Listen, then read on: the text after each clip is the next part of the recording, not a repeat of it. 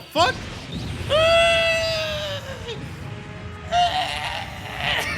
Hi, YouTube. Welcome on in. Hey, by the time you guys are watching this, we're probably a little bit further along than this episode, but come and join us almost every Sunday as Evangelion and ReZero Sunday, ladies and gentlemen, here on Twitch, and then eventually the videos will go up on YouTube. Regardless, come and join the discussion on Discord. This anime has been driving me up, literally, like up a wall. Just thinking about the random possibilities of what's going on. What does this mean for Shinji? What does it mean for everyone in that's been introduced so far? How do they use the silences? And I know we had that conversation with Phoebe last week, right? Where it's like everything is intentional, right? And even though it might be to save money and the silences that are being used, it is also being used to tell a part of a story. And I wonder how much and I guess you guys can answer this, right? How much do you guys think that they might have known about psychological tendencies, right? Or psychological aspects of things. I'm not even talking about the topics of religiosity. Let's take religion out of it for a second, right? How much do you guys think the author knew maybe a little bit about the psychology of just character or space, or maybe understanding the impacts of silence? I feel like they knew a lot about it, and they knew a lot about specifically to do with how to go ahead and put characters in a realistic environment. It's easy if you know about the author's story, the vibes. Yeah. Because it feels as though there's a lot of interpersonal aspects maybe thrown in as well. You assume quite a fair bit. Yeah. Because it just the way that they're approaching the topics of loneliness, Shinji being in the train, right, and just that aspect of loneliness and isolation and processing your thoughts and going through everything is fucking beautiful. That is a really, really beautiful aspect of showcasing, navigating through your feelings, and 101 aspects, just wow, right? With that being said, excuse me. Man, mixing in soda with Monster, not the greatest idea. With that being said, I do have one question, or one fear, or one aspects of things. I'm going to highlight it here, just so that way there's a conversation saying that we've talked about it.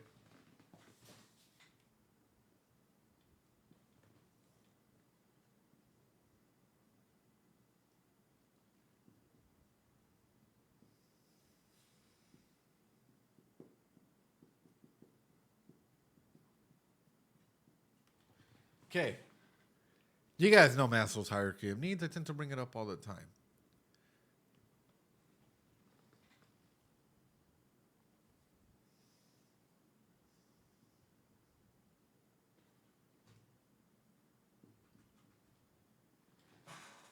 So, comes in my question. And this is going to sound really fucking weird, really random, really anti-Maslow, really whatever you guys want to go ahead and talk about. Is Evangelion essentially following an aspect of where we might see somebody going up, but is really taking steps down as well? So kind of not I wouldn't say a deconstruction of the character, but more of a reference going into the character's id, right? Sort of that primal unconscious states where while we need this to go ahead and self-actualize and reach the levels of super ego, right? Of being able to go ahead and think above ourselves, right? Go into concepts of deeper aspects of morality and whatnot.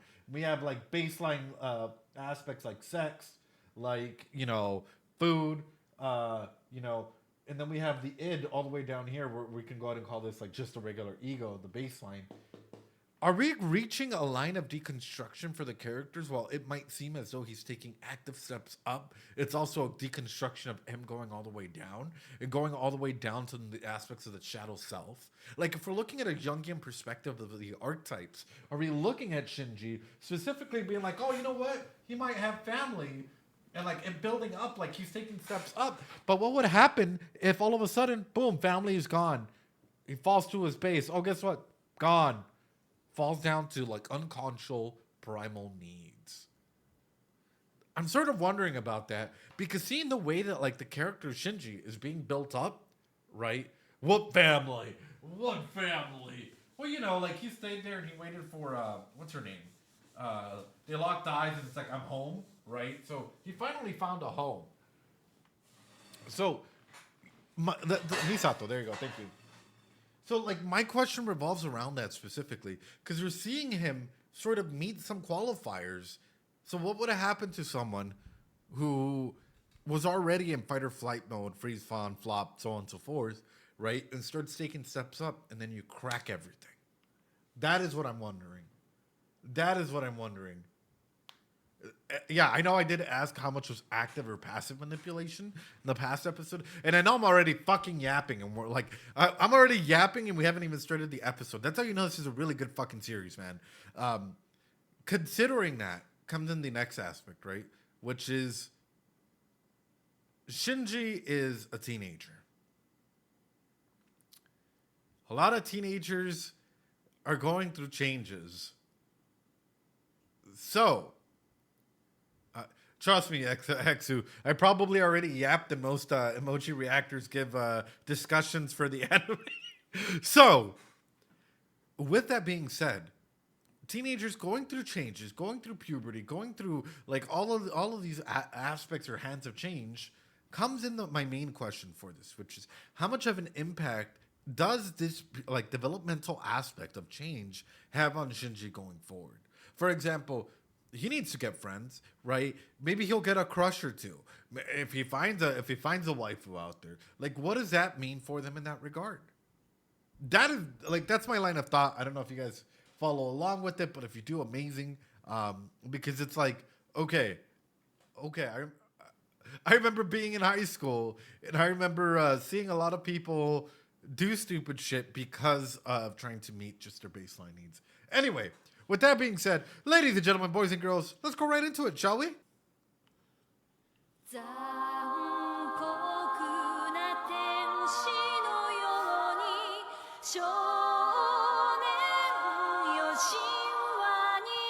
Let's stop right there. 11 seconds in.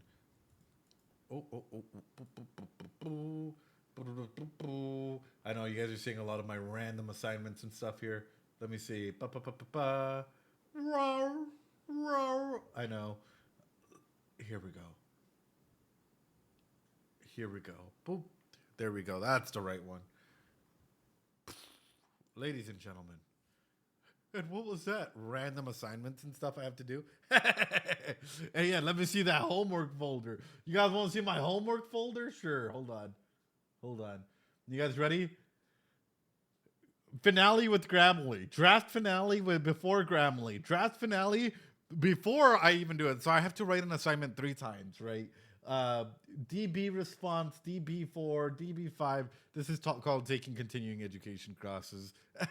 And no. So going through this, you will work from home and you will like it. Comes in the main aspect that I have in here. What are the main colors that are being presented here? We're doing a little color theory. We're doing a little color theory. So first thing I want you guys to do is, yeah, where do you guys go into? First off, what is the first word that falls into your eyes? Real quick. I know it sounds weird. What is the first word that falls into your eyes and why? Go, drop it down below. Angry, okay. Confident, confusion, disgusted, yellow, bad. My resolution isn't high enough. Oh no, Lageru. Critical, disapproving, happy. Fear. So, even in psychology, sometimes we have different aspects. And by the way, that's supposed to be a little bit more orange than yellow, but we have different aspects as to what we can go ahead and allow ourselves to go ahead and like feel, do, so on and so forth. This is sort of a color wheel of emotions, right? And one of the big things is that we associate emotions with, colors, right? Eager, hey, yo. So, comes in my question, ladies and gentlemen, boys and girls. The 2 colors that we see at the very beginning of Evangelion are... The 2 colors that we see at the very beginning of this opening are red and blue, right? So comes in the main aspects, right? Yeah, red and it turns into blue, right? So comes in my main aspect is, are we going to touch on these specific emotions more so than some of the others? let down, humiliated, bitter, mad, aggressive, frustrated, distant, critical, dismissive, skeptical emotions, numb, withdrawn, annoyed, infuriated, hostile, provoked, jealousy, furious, violated, indignant, ridiculed, disrespectful, resentful, betrayed, embarrassed, disappointed, inferior, empty, remorseful, ashamed, powerless, grief, fragile, victimized, abandoned, isolated, lonely, vulnerable, despair, guilty, depressed, hurt, and sad and angry. Are those the main feelings that we're going to go ahead and highlight and go into and explore with the characters that are being presented in there? I hope it does, right? And as we're going through it, I hope you guys keep these like words in mind, right? Me making my mood board, because overall, what this is showcasing is that there's a thought in here, right? In a big thought with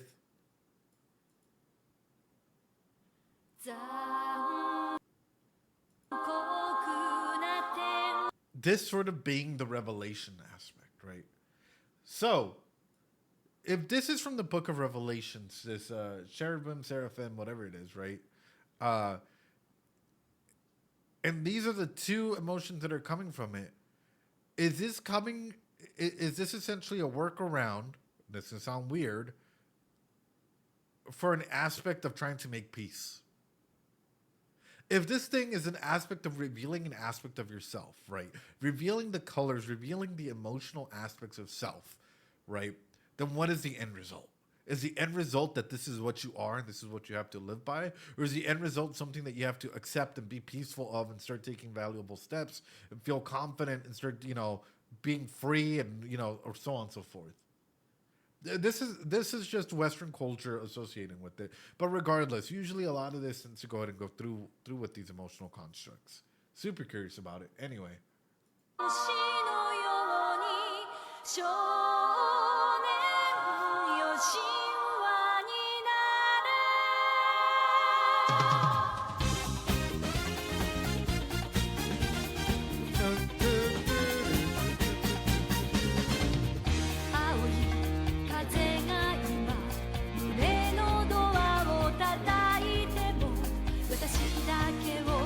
Really?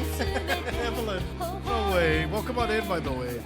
Hold on, chat. Hold on. We have someone new here. Guys, drop some Doritos for Evelyn. We have someone new that's been absolutely amazing on the Discord. Show her some love and support, ladies and gentlemen. There you guys go. There you guys go. Drop some Doritos for Evelyn. You're incredible. Here you go. Hi, everybody. Exactly. All right, we're backing up just a little bit.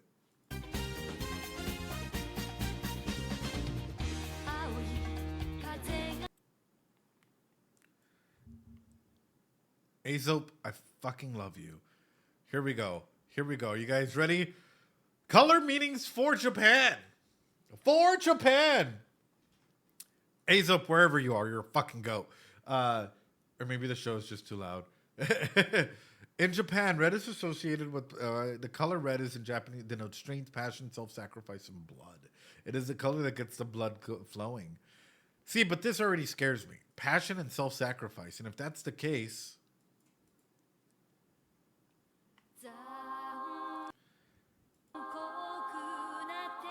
is my man self-harming himself?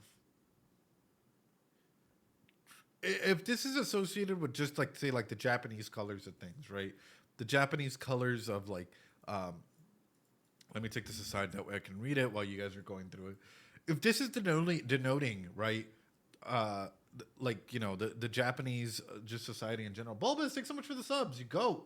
I appreciate it. Thanks so much for the 5 gifted subs. And Cough Me as well. You guys are amazing. Thank you. So, if that's the case, then how much of this is a self-sacrifice from Shinji? And how much of this is going to, like, for example, I'm going to ask this, right? More of a womb. Right. So, I'm going to ask this. How many of you guys self-sacrifice for others? How many of you guys take in the pain and would rather be there for your friends and not see them suffer, and you guys like go through like even like maybe even feel guilty when you know that you can do something, so you like you take in all this pain, all this whatnot, and like you know that you need to work on yourself, and you know that there are aspects of self that you need to go ahead and take a step forward in life, or you do certain things, but you're so worried about everybody else that whenever it comes time to focus on you, you might not necessarily have that much energy or that much time left for you, right, at the end of the day.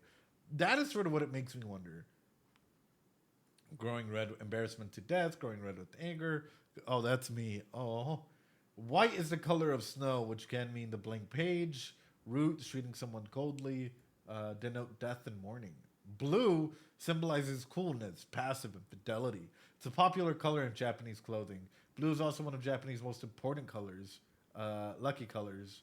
Doesn't really go in depth though as to like what does that mean emotion wise, right? Most of it is just like earth, strength, blah blah blah blah blah, right? Just got here. Anyone knows if he has or will react to the new ReZero trailer? Uh, I'm thinking about avoiding it for spoilers, Fire Dragon, because we're only a couple like 2 months away or a month away, right? And especially since we're doing the ReZero season 1 watch through, so I'm not sure. I'm like half and half. Yeah, best to avoid it. Blue is Oni, red is Oni. Yeah, yeah, yeah. Anyway, let's keep going. Sorry.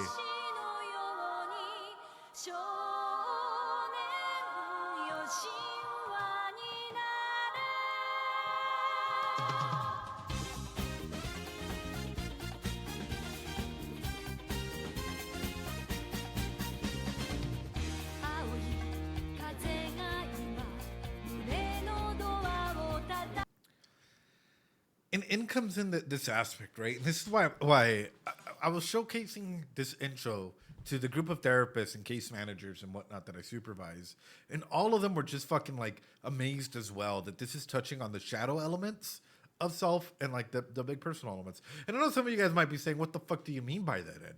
I'll put it simply like this: how many of you guys go to a party, right? How many of you guys go to a party and you guys are active there and you guys have to fake a smile, put on a mask, but deep inside you're just like, I want to go home. I want to go home. I want to go home. Or like you guys go to like a work gathering or something in there, right? And like you have to put on this mask and you have to like, showcase this other aspect of self. But deep inside you're like, I'm an introvert. Like there's good food here, but like I really just want to go home and go to bed. So what does that show about yourself? How much of you are you truly being versus how much of the internal version of you that you don't showcase others are in there? That used to be me on my young years. Oh. At a party, I'm usually finding the other introverts. Yeah, it definitely can be. So that's the main regard is, we can go into like a very simplified version or a more complex version, which is this, right? At night, when there's no one else around, and it might just be you or your partner, just you, what is the version of you that contemplates life? And is that the version of you that everybody else gets to see? What is the version of you that has like, maybe feelings of anger, of love, of like any of these things, right? What is the version of you that you showcase to other, which tends to be the good archetypes? And what is the version of you that you try to go out and keep hidden?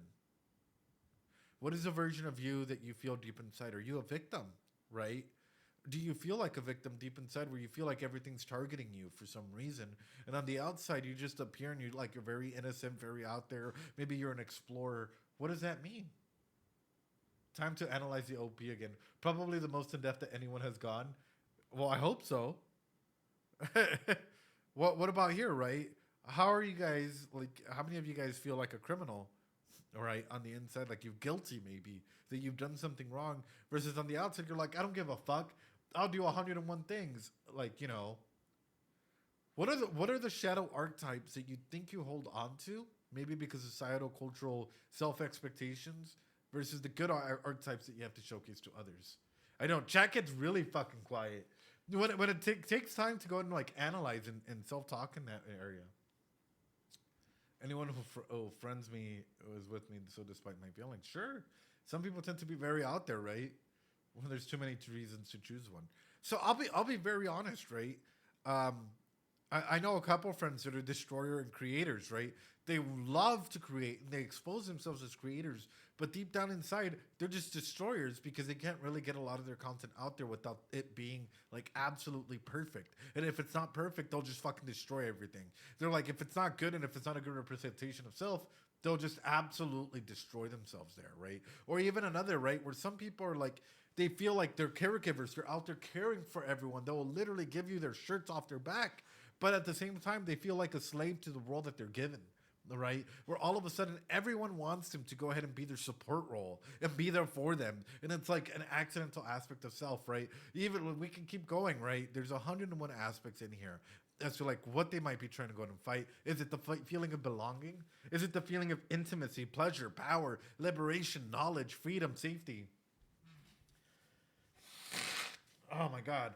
Not like what is the feeling that you're trying to fight over, right? What is the in between? And that is a big aspect of self that when we're looking at this opening keeps coming into mind, which is for Shinji, what is his shadow archetype? And what is his light archetype, his good archetype? And what is the middle ground that he's trying to go out and fight over? Anyway, I hope that like all the analysis that we've done into this intro is like some of the most expansive OP analysis out there for Evangelion, along with everything else that we do.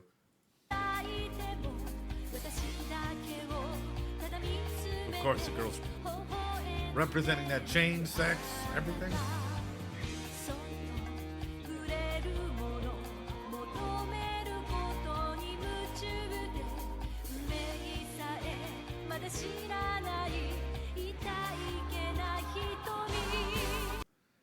Now, this is sort of what I find interesting, right? Because it always seems to be like Shinji looking or seeing naked girls come on screen, right? And this is something I want to highlight, which is for Shinji, how much is psychosexual development going to play an impact on him going forward? Anime in existence, you're in for a challenge to be one of the best.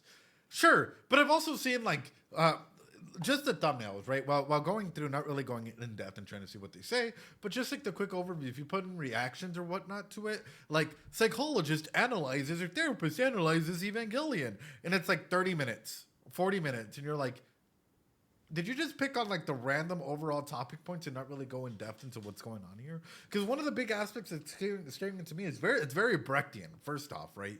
Shinji is staring directly at us, at the audience, right? Us fully knowing that there's this naked Misato just sitting there as though she's in grief, she's in pain, she's struggling through grief, guilt, whatever might be in there, right? And all of a sudden, it's him staring at us, staring at them. That is such a very interesting way of throwing that out there, right? Naked girls are a prominent feature. Exactly. On one single topic. Shinji's shaming us. But in comes in the aspect, right? Because for a lot of teenage boys, this is one of the key elements as to what they're going to go through, right? So let me pull this up. Boom. Here we go. Shinji, 12 to 18, right? And even 19 to 20. We always go one up, one under. Who am I and where am I going? Am I loved and wanted? Social relationships and identity and intimate relationships. Teens need to develop a sense of personal identity. Success leads to an ability to stay true to yourself, while failure leads to role confusion and a weak sense of self. Young adults need to form intimate, loving relationships with other people. Success leads to strong relationships, while failure results in loneliness and isolation. But as we have a feeling, Shinji probably had trauma when he was a very, very young. He probably had some sort of fucking mommy daddy trauma when he was young. And comes in my question is, do you guys think, oh, here we go. Children need to develop a sense of personal control over physical skills and a sense of independence. Success leads to feelings of autonomy. Failure results in feelings of shame and doubt. Do you guys think that Shinji has a lot of like independence and feelings of autonomy? Or do you guys think that Shinji maybe deals with a lot of feelings of shame and doubt already over the actions and inactions that he does? No. Doubt, yes. Yeah, yeah, yeah. Well, I mean, and we can even go further, right? Literally no autonomy. Going to the next one. Children need to begin asserting control and power over the environment. Success in this state leads to a sense of purpose. Children who try to exert too much power experience disapproval, resulting in a sense of guilt. Okay, is he good or is he bad? That's the main thing, right? Taking it even a bit further, children need to develop a sense of trust when caregivers provide reliability, care, and affection. A lack of this will lead to mistrust. Do you guys think his world is safe? I really don't think. I really think Shinji was probably dealing with a lot of like, if his father is the way it is currently, he probably has a lot of feelings of mistrust. He probably has a lot of feelings, a lot of like issues with autonomy. He probably has a lot of feelings like issues with like guilt and not taking initiative, right? Because he's not taking any initiative. The initiatives are being thrown on him, right? He has feelings of inferiority. He has role confusion. And at the moment, this is where he's struggling. Intimacy and isolation. He has literally failed a majority of these developmental milestones, of these psychosocial milestones that need to be hit. So Shinji has failed. Shinji is a failure, but that's okay. But that is okay because people can recover, right? Because people have the ability to go ahead and start recovering. I can see what you mean. Boom. Kohlberg's theory of moral development. Obedience and punishment. I know, here's a new one for those of you guys that like maybe I haven't brought this up in a long time. This is the age range, right? Think about it in the same way that we were doing Erickson's developmental theories, right? Here we go, which is like infancy, preschool, so on and so forth. But all right, hope that helps. All right, let's go into it. Number one, Kohlberg's theory of moral development. Again, there are milestones that need to be met, right? No difference between doing the right thing and avoiding punishment. If he fails one psychosocial developmental aspect, do you think that he might know the difference, or that like he acknowledges that there's no difference between doing the right thing and avoiding punishment? Self-interest. Interest shifts to rewards rather than punishment. Effort is made to secure the greatest benefit for oneself. Conformity and interpersonal accord. School age. The good boy, good girl effect. Effort is made to secure approval and maintain friendly relations with others. Authority and social order. Orientations towards fixed orders. The purpose of morality is maintaining the social order. Interpersonal accord is expanded to include the entire society. Teens, mutual benefit reciprocity. Morally right and legally right are not always the same. Utilitarian rules make life even better and morally based. I know a lot of this are just aspects in here, but I want you guys to take this into consideration. What would happen if all of a sudden you start failing these milestones? What would happen if all of a sudden you start failing these milestones and it's like, hey, you know what? I'm going to go ahead and throw the world into chaos because I lost this one person I might care about. I'm going to go, I don't give a crap about anybody else because right now I'm dealing with a sense of self and a sense of like, of what I do in here. If anything, I'd say he'd probably develop an yeah. So when we're looking at this, you have to think about it as hypo or hyper aspects, right? Whenever we talk, I don't think I understand how these can be failed. So red betting, the way that these can be failed, think about it this way. A lot of individuals that go through interest, like we all go through this aspect. Good boy, here's a reward. Yes, I'm maintaining whatnot. What would happen if you messed up your psychosocial developmental milestones, and you come in here, good boy, good girl. Whatever, Dad. I don't care. I'm gonna keep doing whatever I want to do. You try and please these individuals, and it either goes into a hypo mode or a hyper mode, right? So it diverges, right, into one aspect or the other aspect of morality.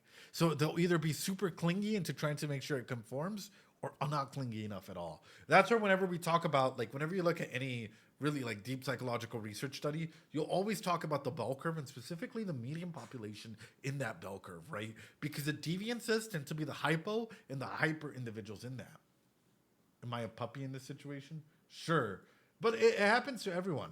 And that's the main regard. And this is why we're talking about this stuff. Because it feels as though when Shinji's looking at us, right? When we're looking at this opening here, and we're looking at the sexual elements that are being presented in here, we're looking past just the sexual elements and we're looking at the model of self, right? We're looking at a big representation of self for Shinji. Hold on, let me see it. What is this? Oh, here we go. Perfect.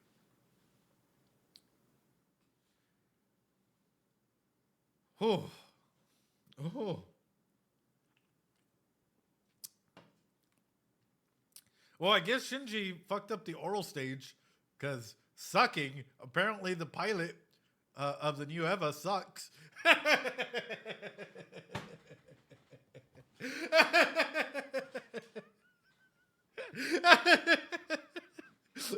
Okay, sorry, I got him. Got him.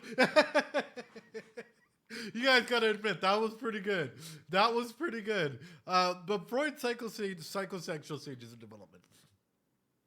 You want to take out the Freud's for. I know. In case you guys are wondering, a lot of psychologists and a lot of therapists, we know about the psychosexual stages. Is it really brought up in modern day therapy? Not really, unless we're doing psychodynamical therapy. But aside from that, let's talk about this. Oral stages.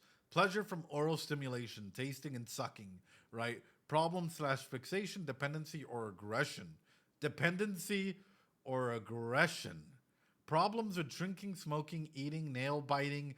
Usually it's like anxiety that's being presented at very early ages, so on and so forth, right? A lot of individuals also don't fully understand that the psychosexual stages also have to come in with the other developmental stages as well. Like you have to look at the complete picture, not just one. How much do we take Freud seriously, considering a lot of what he says is disregarded nowadays? You have to think about Freud as a foundational aspect as to where psychology came from, but not necessarily take him as 100% being, right? However, there are some things, for example, Freud, right, and Anna Freud's theories on defense mechanisms.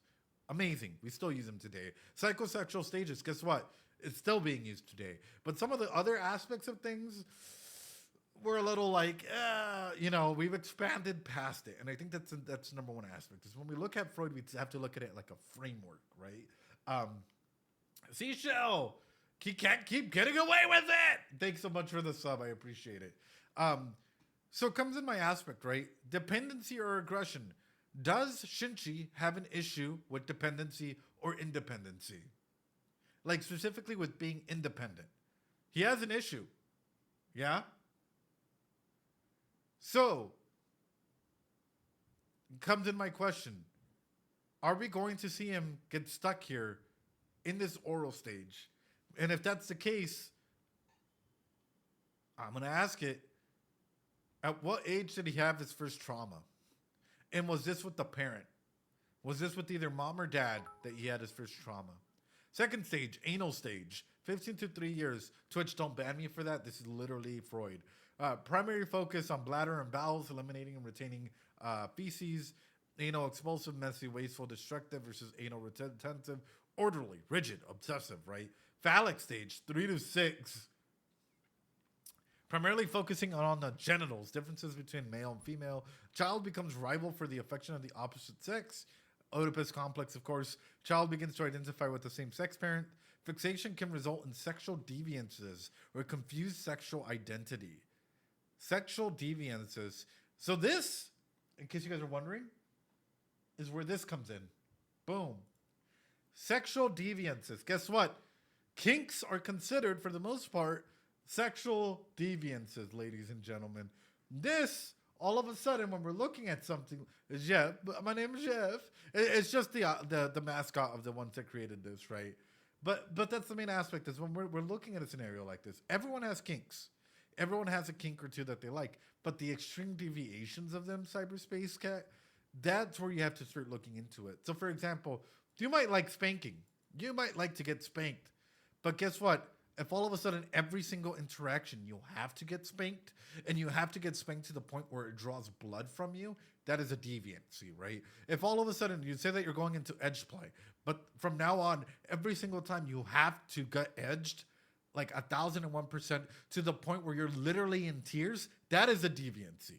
So when we're looking at scenarios like this, we have to take into consideration this periodic table of kink. We have to take into consideration what it means to have these aspects, these things, right? And whenever it's talking about fixation that can result in sexual deviancy, this can even mean like literally only thinking about sex or only thinking about like, oh well, I don't know what to do. I guess I'll just stare at people in their own aspects of libido or what's happening through here, right? And this can appear later on in adulthood, and you often see it in some people, spanking to blood. Holy shit!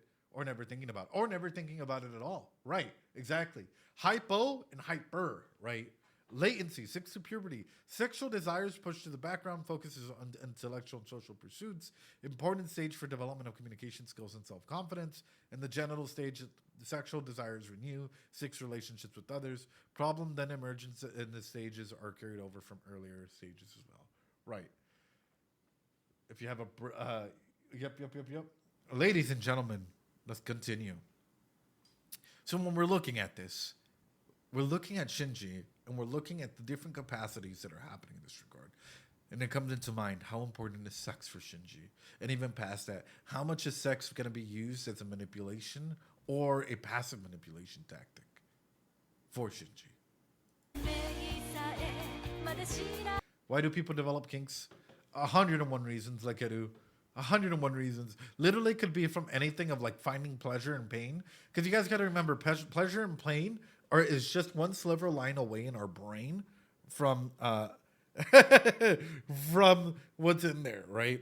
So pleasure and pain can literally be like for example, exactly. When it comes to a scenario like this, right? Getting tied up, right? For most people, that would spark up anxiety and that would bring pain. For some people, that brings pleasure, the aspect of releasing control, right? So there's a lot of psychological tendencies, there's a lot of psyche work that goes into why your kinks are developed. For some people, they just like things rough because guess what? For them, it's a way of releasing a lot of their emotions. Not everything's based on pain, though. A lot of it can be based on sensations, pleasure. For example, ice and hot play, getting ice cubes, running them through a person's body, overloading their sensations, stimulating them. But nonetheless, that still goes into aspects of pleasure, if you think about it. When it's in my mouth, I think of it as a flavor. Sure. Kink mostly depends on personal taste. You will develop a kink to it, depending. Again, life experiences, your surroundings, cultural aspects go into it. You also have a big aspect of whatever your brain might be specifications of your brain and neuropsychology, because there's a lot of research that is being done into it, which is hence why I will always say play. And I know this can sound weird. Play with yourself. I know it sounds weird. Discover your body, literally. How will you know how your partner can please you if you don't know how to please yourself? Very open, very honest topic. Play with yourself, play with your body, identify what feels good for you, what feels bad for you. And that is one of the key things out there. So that way you're able to have those open and honest communications with that. Also have differences between kinks between porn and interacting with somebody else. Yep. Stop, guy. No, don't clip it. Oh, fuck. Anyway, let's keep going.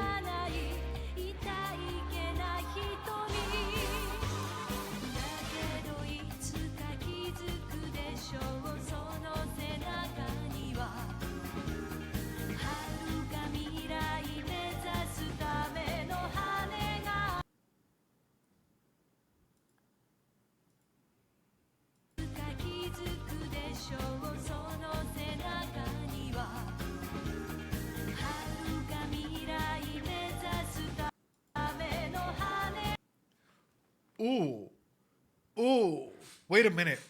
Hold up, wait a minute. All good just a week ago. All right, guys.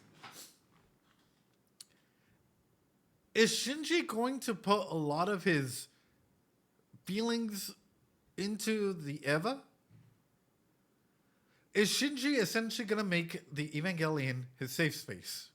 And I know this sounds weird, right? But it's almost as though if him residing in it, he can reach the state of angelhood, right? So what happens if we were to deconstruct that, take Shinji away from the Eva and tell him that he has to go ahead and start the process of self-growth?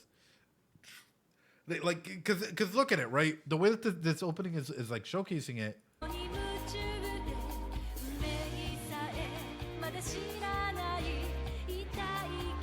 Also, I have a question on this, which is like her staring through the window, staring at him, kind of makes me wonder how much of a, in the red in her eyes and whatnot, how much of importance is this relationship between her and Shinji gonna be, right?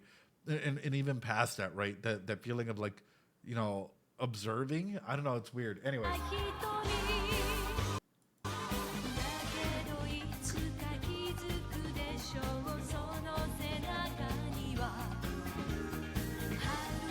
Specifically this. It's as though he can release a lot of the emotions, right? A lot of the aspects of self, a lot of that emotional constraint that he's having in here. He can just release it out and like be in here and be untouchable. Evelyn, thank you for the follow. I appreciate you. Evelyn, I'm giving you Doritos. Here's another Dorito as well. You're incredible. Thank you. Thank you for the follow. Spread your wings, Shinji. Yeah, spread your wings, Shinji. It's like masking, right? No, you're so cool, Evelyn. 10 out of 10. 10 out of 10. But that's the main thing. It's like some of us put on a mask, right? And some of us mask up behind certain things because it's easier for us to pretend that the mask is the one that's taking everything on rather than ourselves. So for Shinji, jumping into this Eva, right? At first, there's that little bit of hesitation. There's a little bit of everything. But after a while, what if that Evangelion does become that mask where all of a sudden it's like, okay, well then I could just go ahead and do this. I can just buffer out, get in here, and be able to go ahead and like, you know, it's the Evangelion that's doing this. It's not me. I don't have to go ahead and evolve. I don't have to. The Evangelion's an angel. The Evangelion has all these things that it can do, right? It's amazing, whatnot. But deconstructing that onto just Shinji himself, can Shinji grow from himself without relying on the Evangelion to go into this aspect of self-actualization? Why? Sorry, I know that this sounds like I'm fucking Yap God mode, and I am kind of in Yap God mode. Do I care? No, not really, but it is what it is. So comes in the question, right? If Shinji is jumping in here, right? If Shinji's jumping in here and he's self-actualizing and he's going all the way to like this, like, you know, the top pyramid, thinking with the Evangelion, like, oh, I have confidence. I have the esteem of the population to protect them, respect by others, right? I have friendships and family because of this. Oh, I can be like, I can do whatever I want from this and acceptance of facts. What happens? Because Shinji, without the Eva, he's down in the red and yellow. So what happens when you remove all of that and you take Shinji to only being himself from that point on, and he can no longer rely on Evangelion, right? Being there. Edit agent of Viz Theory confirmed it on the board. Wait, what happened? Sorry. Somebody said, give Ed the opportunity to talk. Yep, God, 12-step program. So, like, that's the main regard, and I hope that makes sense, and I hope it kind of scares you guys as well, because it scares me. This is like one of those individuals that gets into a program, and don't get me wrong, there are a lot of wonderful programs out there, but they're like, oh yeah, no, when I'm there, like, that program is what allows me to go ahead and be the closest to God. And it's like, okay, but you're only going to be in that program for 6 weeks. What happens after you're out of that program, right? What happens when all of a sudden you can't self-actualize and you can't be there, and it breaks you down right back into like, hey, you know what? I don't even connect with my family. I don't have any friends outside of this program. I don't really have any form of employment or security or so on and so forth. You break down to that base need. What happens there but a full-on like attack of identity, attack of self, trying to go ahead and reconstruct that, trying to go ahead and rebirth yourself from like the death of, because it can feel like the death of self, right? So it's sort of like rebirthing yourself from nothing, right? So in a big aspect like this, like if the Evangelion is acting as a way of like self-actualizing him, what would happen if it was like the death of the Evangelion and then the rebirth of Shinji or the rebirth of Eva in that way? Sorry, that probably makes no fucking sense. That probably doesn't make any sense at all, but sure. Anyway. I'm like, I got so fucking into it. I'm so fucking excited looking at this like a fresh pair of eyes, especially after like a good weekend of like, it's been a long week, but a good week of like sitting there and like going over a bunch of like deep conversations.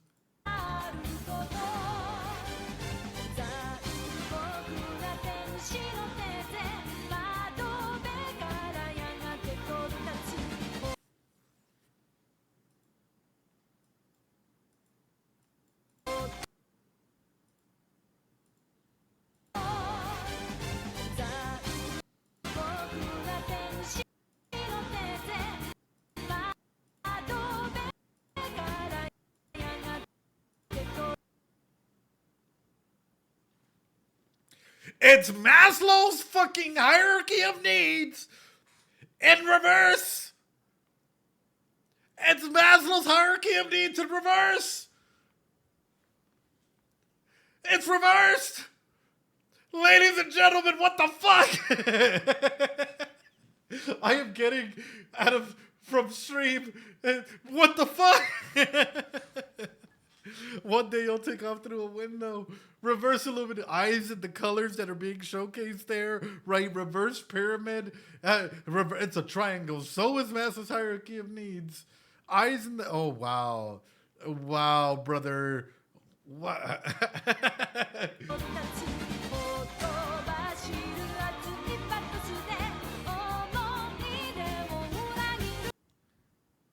This is beautiful, man. So it's a Dorito. Fuck you, Sisha. That's so good. That is so good, though. But you see what I'm talking about whenever I talk about like Shinji even becoming dependent on the Evangelion at some point, right? Where the Evangelion might be the mask of what he wishes to be, because it keeps showcasing this aspect of Shinji being in the fucking robot, right? Like, get in the robot, Shinji. But through this...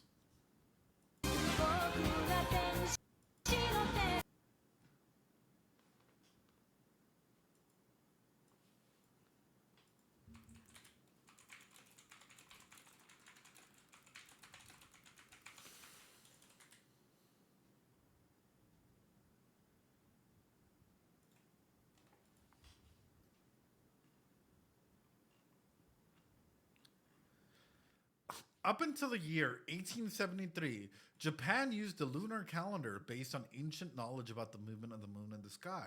By tracking the phases of the moon, observing natural phenomenon, blah, blah, blah, blah, blah. Since immemorial, there's a custom of admiring the full moon called Otsukimi. Japanese consider the autumn moon to be the most beautiful. And with the onset of autumn festivals were held throughout the country to express gratitude for a good harvest. According to the old calendar, the full moon came on the 15th of each month, and it is especially beautiful in September. Feasting on one's eyes, the moon was called Joguya no Tsukimi. In modern-day Japan, traditions are not as important as they used to be. Called the moon garden. I was interested in learning behind the moon hair, so on and so forth. Another famous is Kaguya Hime, which tells the story of the moon princess Kaguya. Bamboo cutter of a miniature girl, instead of believing her to be a divine presence, he and his wife decided to raise her. The girl grew up rapidly. And one day her father found gold and fine clothes in the bamboo grove in the same way he found his daughter. He began planning to make her a proper princess and moved to the capital.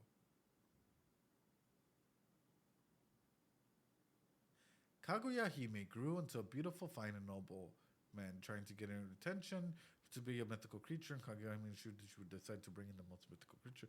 Revealed to her parents that she came from the moon. Once she broke its law, she could experience mortal life. When the emperor made a proposal, she solemnly begged the moon for a helper. On the night of the full moon, a procession of celestial beings led by the Buddha descended to the moon and gave Kaguya a robe that would erase her memories of Earth.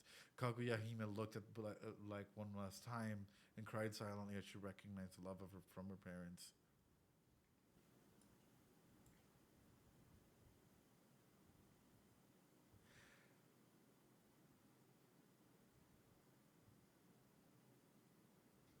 Is she human? After reading that, is she human? Eva's a good deconstruction of Mecha before Eva. And women are human. I know. She looks human. But after reading that and seeing the imagery that's being proposed and also being 0-0, right? I mean, seems human to me with red eyes and Does woman human? Yes, also spoilers. Well, at least we know she bleeds red like a human. Yeah, but... All right, I'm going to fucking drop it. I'll drop it. It is what it is. Sorry, guys. It's really fucking warm. Holy shit. How hot is it? I'll check in a bit.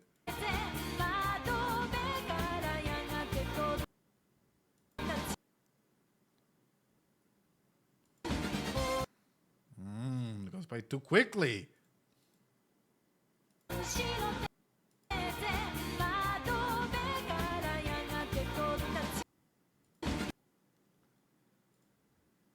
No, that would have been.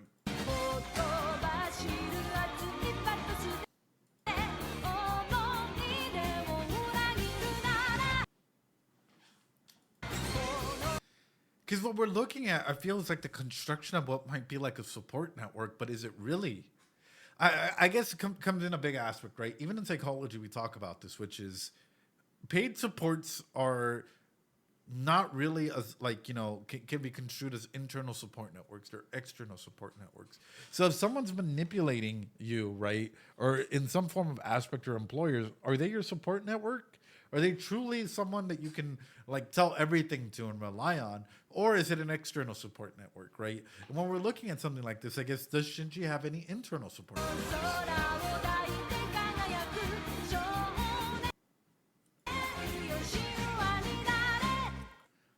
Very fucking good. Very, very good. Ladies and gentlemen, I don't know what else to say other than I think this proves the opening has so much to draw from, so much to talk about. Granted, there might be things thrown in there just for the sake of being thrown in there and being flashy and cool and whatnot. But it remains fucking peak. It remains fucking peak. And I think that that is absolutely amazing to go ahead and showcase and see that an anime opening has so much to go ahead and draw in that week by week by week as we go through it, we're able to take apart different aspects and looking at it through a different psychological lens, we're able to go ahead and see 1,001 things from it. Ladies and gentlemen, boys and girls, that's been an hour. That was almost an hour of just analysis for the opening. We're going to take a quick little break, go to the restroom, go pee, go grab a drink, go grab a snack. Ladies and gentlemen, we'll be right back. We're going to get started with the full-on episode. We'll be right back, ladies and gentlemen. I know, 1 hour for the opening, brother. Let's go. Let's go. Let's go. Let's go on back. Let's go. Wait, did we time this right? Did we time it right? Like, just enough so that way it can be like, that's head. Yeah. All right, you guys ready? Set. I hope I timed it white. I hope I timed it right. Wow. My whole wording is off the bat here. Anyway, let's go, ladies and gentlemen. Let's fucking go. Hi, Maeve. How you doing? Welcome on in. Also, hold on. Nerve HQ. Test site number 2, 22 days ago. 主元電全回路接続主電源接続完了起動用システム作動開始可動電圧臨界点まであと 0.5、0.2 突破起動システム第2段階へ移行パイロット接合に入りますシステムフェーズ Oh, prototype 0. シナプス挿入結合開始 Wow, okay. Sensory root, spinal nerve, the axon cell, BPG1, nasal bridges. So it's sensory neuron versus protoneuron. Metacarpals, carpals. It's literally just being able to go and connect, which is kind of interesting. This is an aspect of transhumanism. Pilot, not prototype. Wait, what? Wisdom, teeth, throat, trachea, uvula, tongue, little fingers, ring fingers, and so on and so forth. It's trying to match up everything, right? When we're looking at a scenario like this, there's a big aspect that was happening. I forgot the name of the doctor, but there was a doctor out there. I have to remember his name. That was trying to go ahead and like essentially imagine doing a surgery where you take a person's head, right, and their spinal, like a big portion of the spinal network, and be able to go ahead and switch it onto a new body, like a donor's body type of thing. How long would they live for? I remember it was shut down because of ethical concerns and aspects of self and, what it would mean to go ahead and go through scenarios like this. The dog head transplant guy. Yeah, I think you know about it there. Yeah, Chiki? I'm going to try my best not to imagine that. Right, because you have to do it super quickly. You have to be so precise. You have to do 101 things. Plus, the body can reject the head. And there's 101 things through this, right? But in a regard like this, right, where you're talking about a human and what might be like a... Did it work? I don't remember if it did. I don't think it did.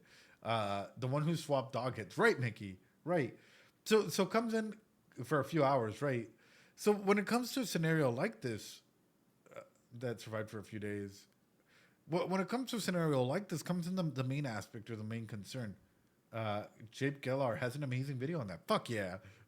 Also, the Arrow Maker, welcome on through. How many of you guys would be comfortable going through a procedure like this, where your sensation, your neurons, your sensory nerves, everything is being shared with another body? I wouldn't be. I think that there would be a lot of phantom pain. We're already a demon. But I really do feel like there would be a lot of phantom pain as to, like, you know, who are you really? Are you still you, or are you the Eva? Is the Eva a part of you, or are you going to suffer some form of phantom pain from it? Right now, no. But when it's commonplace, yes. パルス送信。全回路正常。初期コンタクト異常なし。左右上腕筋まで動力伝達。オルナーブリンク問題なし。チェック2550までリストクリア。第3接続準備2580までクリア。絶対境界線まであと 0.9、0.7、0.5、0.4、0.3。パルス逆流。第3ステージに異常発生。中枢神経素子にも拒絶が始まっています。Right. コンタクト停止。6番までの回路を開いて。ダメです。信号が届きません。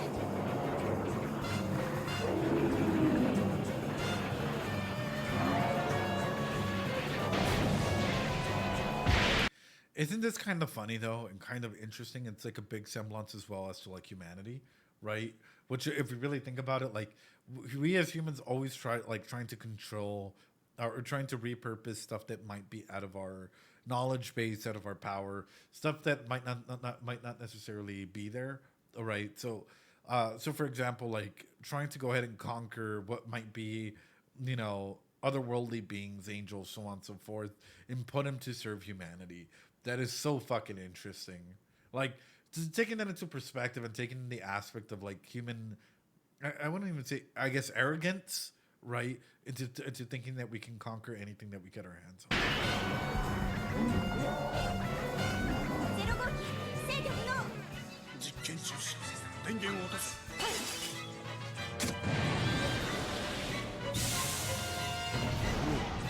Ooh. I really cut the cord. 予備電源に切り替わりました。完全停止まであと35秒。 Hubris, there we go. Damn! 危険です。下がってください。オートエジェクション作動します。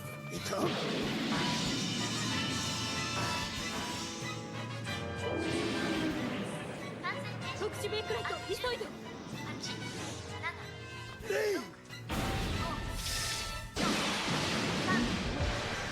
Oh. Oh.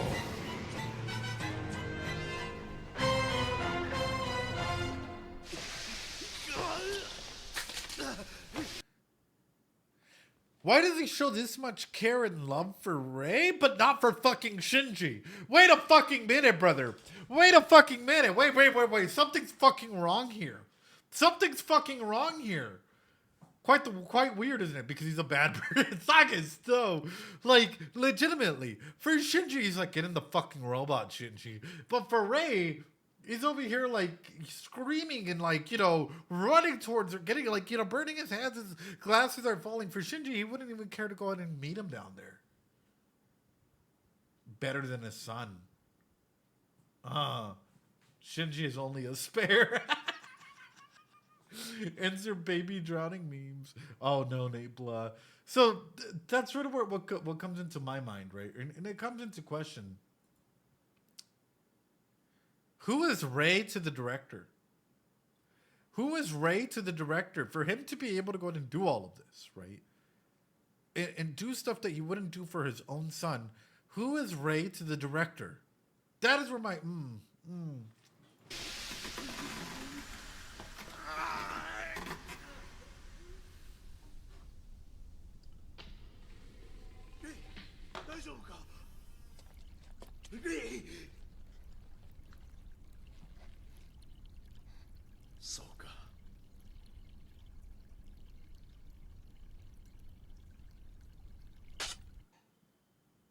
Oh.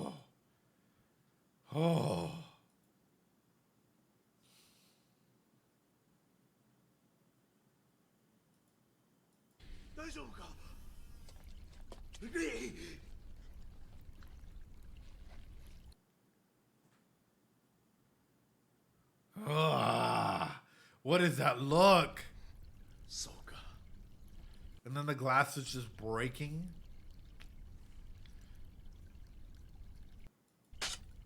So the most emotions we've seen from him yet. Absolutely. Theo Brando, welcome on in. It's the most emotions that we've seen from him. And even past that, right? And even past that comes in the main question and the main regard, which is, who is Rei? We're talking about, like, we've been talking about what is Rei's relationship with him? Why does she care? But who is Rei? Who is Rei for him to even, like, care about this? Where does Rei come from? Where does Rei even come from? His queen, clearly. Rei is her. Damn.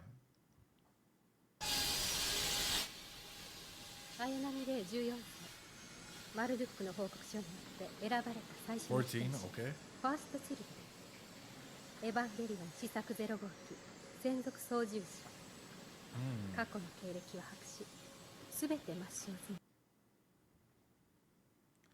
She's 14. One of the first children chosen. Her past is a blank slate. All her records are erased.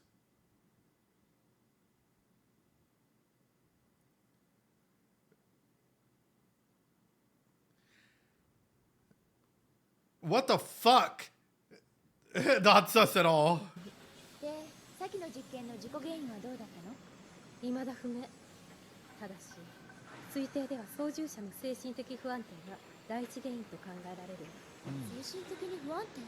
あのレイが？ええ。彼女にしては信じられないくらい乱れてる。何があったの？わからない。でも、まさか。なんか心当たりがあるの？いえ。そんなはずはないわ。I'm gonna back it up just a little bit because the aspect that is being showcased here, right, is this is why I'm in love with Evangelion. First off, right, the layer of depth and like actually just showcase like seeing like a lot of anime would skip this stuff. A lot of anime would quickly be like, yeah, we're going into the new form training arc, you know, like a bunch of random things out there, as opposed to like showcasing like, hey, you know what, like characters are actually having this discussion, this meeting, and like it's showcasing just like the breaking down, building, so on and so forth, right? It's good stuff. 専属操縦士、過去の経歴を白紙、すべて抹消済み。で、先の実験の事故原因はどうだったの？未だ不明。ただし、推定では操縦者の精神的不安定が第一原因と考えられる。精神的に不安定？あのレイが？ええ。彼女にしては信じられないくらい乱れてる。何があったの？But the thing with that is mental instability can look like 1,001 different aspects for every person, right? Like every person can look mentally fine, right? They can present fine, but be mentally unstable. And I feel like that's often like one of the main things out there is a lot of people feel like just because you got your shit together that you're mentally okay. When that's not necessarily the case, right? It could definitely mean that you're going through anxiety. You're going maybe through even a question of identity, a question of self, a question of like, you might be dealing with depression. You might be dealing with 1,001 things, right? Does Rei look fine though, right? I mean, I guess I'll throw it out this way, right? If someone like, you know, if you saw someone like her, right? A lot of people would make that assumption like, oh yeah, it's not really like a lot like what a lot of people think mental health issues present themselves, right? Because a lot of people, I'm about to make a hot take. You guys ready for this? You guys ready for this? Okay, here we go. A lot of people, whenever they think about a person with disability, they think of someone that you can visibly see the symptoms of, right? Physically or emotionally, right? That the symptoms are very open and out there that you're able to go and see it. And it's like, oh, okay, that's a person with a disability. However, a lot of people seem to forget that mental illnesses, anxiety, depression, PTSD, autism, so on and so forth, is considered, right, an invisible disability. And a lot of people make that mistake. A lot of people seem to think, oh yeah, Yeah, your best example would be ADHD. It's like, oh yeah, no, you know, they don't have any disability whatsoever, and it's like, you know, people are masking, and people have learned how to mask because of social cultural factors, right? Being told I don't look autistic as if it's a compliment, right? And it's so weird when people throw that out there, right? A lot of people have an identity language first model, which is, you know, like some people like to be recognized by their disability, but even therapeutically speaking, it's a lot better to put the person first before the diagnosis, right? So, for example, you are a person first and utmost before you are, you know, whatever the disability might be, right? So you are a person first and foremost before you are the symptoms of that affect your everyday life. They are a part of you, right? There's something that you have to deal with every day, but nonetheless, it doesn't take away from your humanity. Because unfortunately, there's still a lot of individuals out there that look at you and be like, hey, you know what? Yeah, no, sorry, he's always depressed. He's depression, man. You go around them and you'll just instantly feel bad. Oh, you'll instantly feel anxious. Have you ever been to their place? It has a bunch of like dirt and cups and like, you know, all their cats and dogs just roam around and like there's no stability to it. It's just like, yeah, I wouldn't necessarily call it the best. It's just anxiety all over, man. Instead of being like, hey, you know what? This is John Doe. And they have a lot of like issues. They might have some issues with depression, right? And it affects their everyday life, you know. Disabled person that is told they don't look disabled, which is the main aspect of things. That's why we go with the, like, you know, talking about them first. How do you differentiate between a disability affecting you versus willfully taking improper actions or other circumstances? Well, that's where you need the mental health professional, right, to be able to go ahead and diagnose you, if it's a psychological or emotional aspects of things. But I will be very honest with you guys, and I will say something in here, which is oftentimes what we're getting nowadays is a lot of people disregarding emotional states. Even in the past, it was very obvious and very present, right? Which is a lot of people were like, oh yeah, no, you're like, whatever, right? Your anxiety, get over it. Pull yourself up by your bootstrap. But guess what? Like, anxious thinking patterns will not make for the best decision makings. Right. And also don't conflate evil with mental illness, please. But that's one of the key aspects to it, right? Having anxiety or being extremely anxious or depressed, do you make the best decisions? Real question for you guys. If you were like, you know, if you had extreme anxiety or extreme depression, would you make the best decisions? Probably not, right? And this doesn't go for everyone all the time, but it's something to be aware of, right? And this is why it's one of those things where, you know, you develop usually, you know, accommodations and aspects like that to be able to go and deal with it. I can't have PTSD because that's the thing soldiers get. Took a lot of explaining before they accept. PTSD is a thing anybody can get. PTSD-C is a lot more common. Don't get me wrong. You know, veterans can definitely can get it, right? Because they're more prone to situations where extreme stress, like acute stress incidences happen and 1,001 things. But anybody can get PTSD. There's not just one specific population. Ooh, bleak. Ooh, I would have been. Anyway. This is why I like talking about this stuff, and this is why I'm a huge advocate. Like, you know, if you're going through any of this stuff, please get professionally diagnosed by a mental health provider in your area. Please go seek out help, and if need be, even seek accommodations. Right? The person I was talking to was old. It seemed that it was a commonly held belief. Oof. でもまさかなんか心当たりがあるの？いえ、そんなはずはないわ。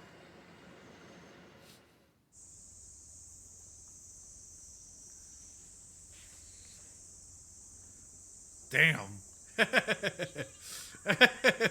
That's a rough outline. That is a rough outline. They did like a full fucking you know, outline of it. That's the biggest chalk outline ever.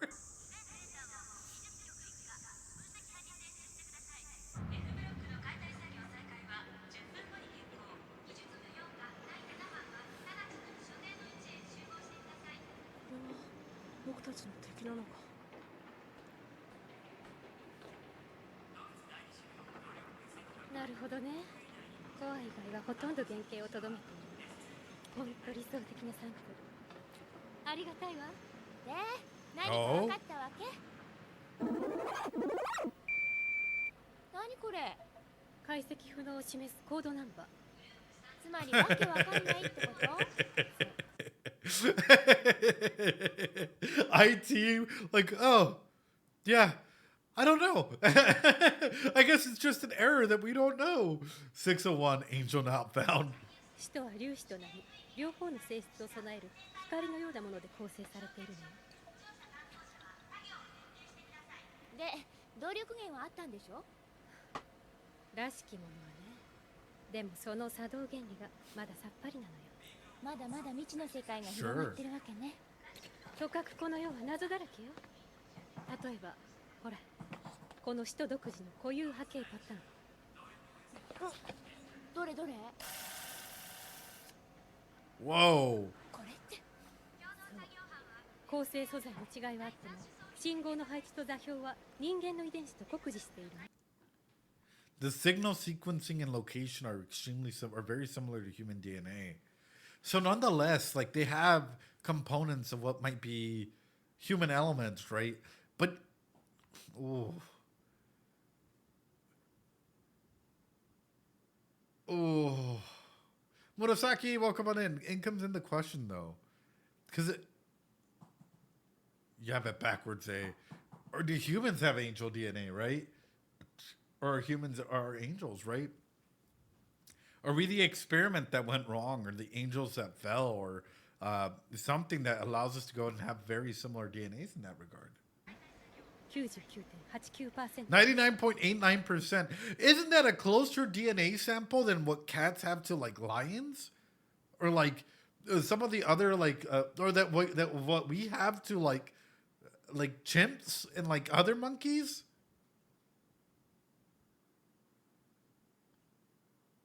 Now you're getting into IRL alien conspiracies. Humans and chimps have a surprising 98.8. 98.8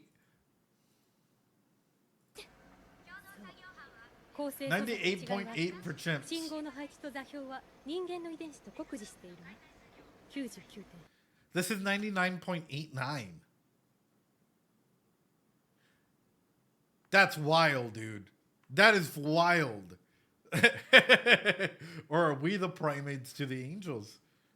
I mean, even if you flip it that way, right? 89% ね。99.89% って。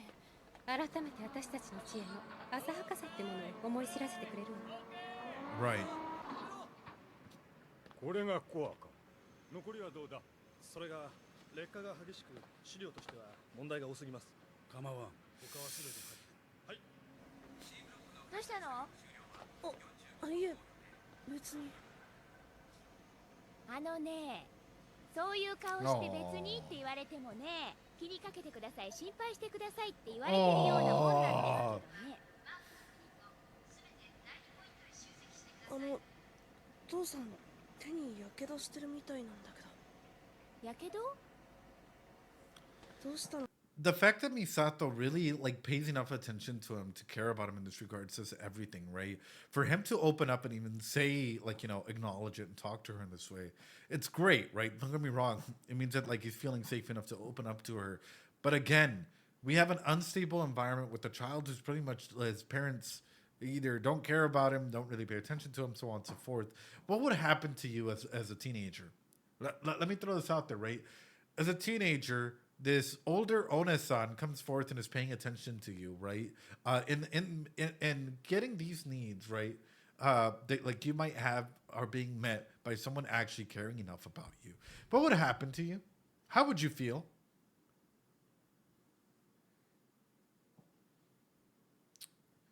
He pays close attention to his father, right? He does pay close attention. She's also his superior, so there's mixed roles. You get attached. But is it a healthy attachment or an unhealthy attachment? And that's the main regard, right? That is the main regard. やけどって知ってる？あなたがまだここに来る前、起動実験中に0号機が暴走したの。聞いてるでしょ？はい。その時、パイロットが中に閉じ込められてね。パイロットって綾波ですよね。碇司令が彼女を助け出したの。加熱したハッチを無理やりこじ開けてね。Damn. 父さんが。手のひらのやけどはその時のものよ。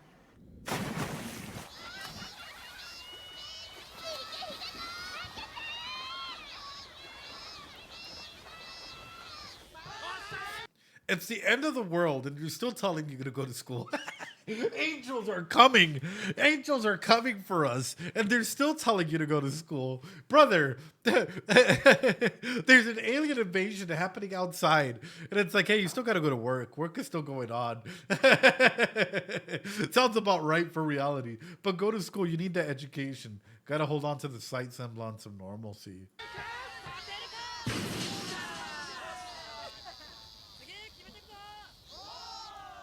Sure.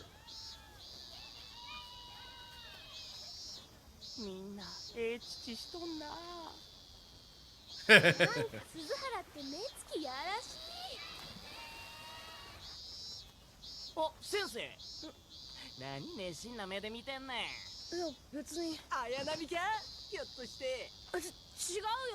またまた怪しい。なあ、綾波の胸、綾波の太もも、綾波のふくらはぎ。Hey! だからそんな。Hey! だったら何見てたんだよ。わしの目はごまかされへん。どうしてあいついつも一人なんだろうって思ってさ。ああ、まあそない言うたら1年の時転校してきてからずっと友達いてないな。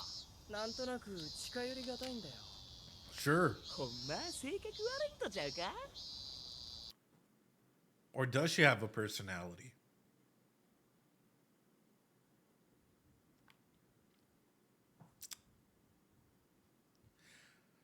Or does she have a personality? Because usually a personality means person-centered, right? And usually a personality means you make decisions that make you positive and or negative waves all around. But so far, what we've seen is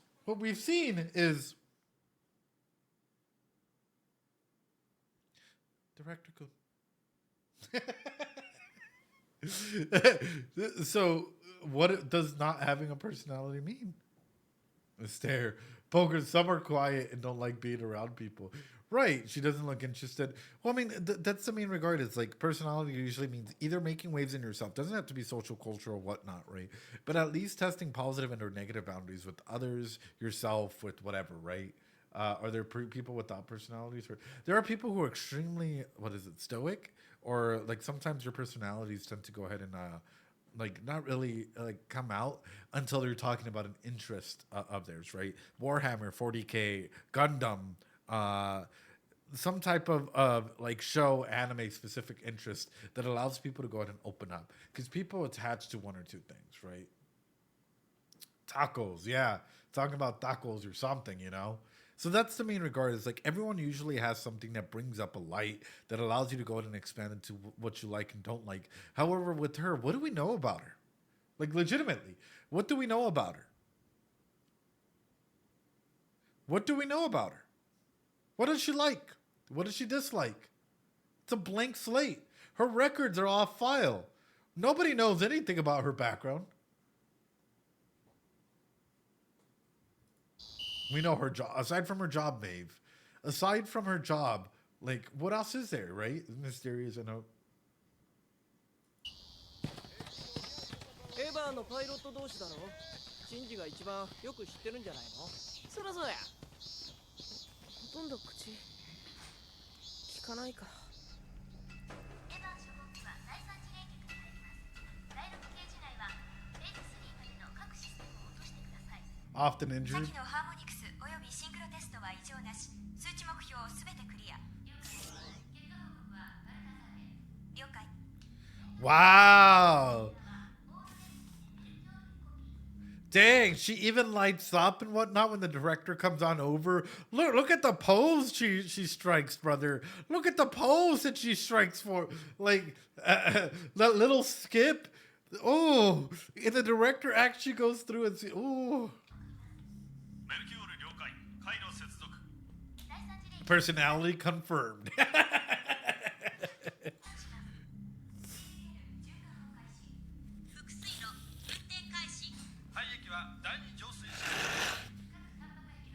My God. Damn. Shinji, that might be your father, but that ain't your daddy. That might be your father, but that ain't your daddy, because that looks like he cares significantly more about her. I know the emotional. I mean, think about it, right? Think about it. What if your parents, right? What if your parents cared more about somebody else, like not in the family, than about you, right? Genuine question.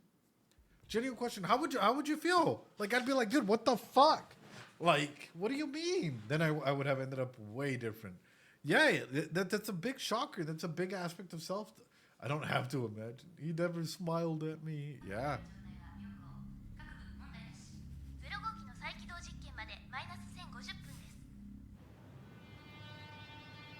何よこれ、カレーよ。相変わらずインスタントな食事ね。お呼ばれされといて文句を言わない。美里さんは？私はね、じゃーん、ここに入れちゃって。本気ですか？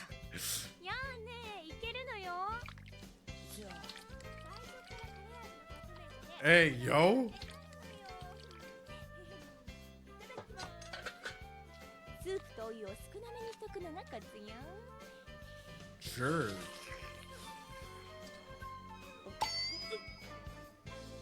これ作ったの美里ね。わかる？味でね、レトルトを原料によくここまで。Ruin. How can someone ruin it? Oh no. And we got the fucking Chad, brother. We got the Chad. We got the fucking Chad, brother. The Chad. We got the Chad, brother. We got the Chad. What a great role for Shinji. I know. Pen. Oh, that's so adorable. Pen wondering what is going on. Pinguinos. I know. So, I guess that's sort of the main aspect, though, is like for home, right? Now you're having these people come in. Now you're interacting with them more so than with your own father. In that same regard, I mean,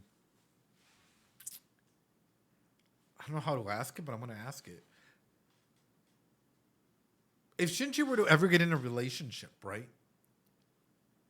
How dominant or passive do you think he'd be in that?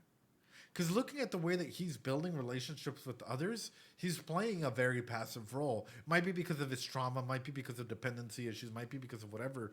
But I'm seeing him as completely passive in everything that he does, right? He'd rather take instructions and whatnot from others than it takes a total bottom. I love you, Blake. That's amazing.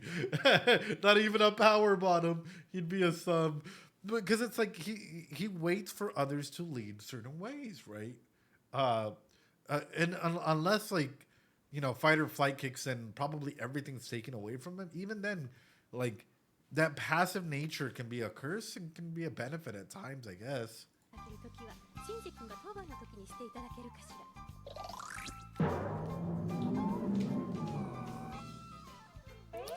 Hey, yo, you gave him a beer? Some curry?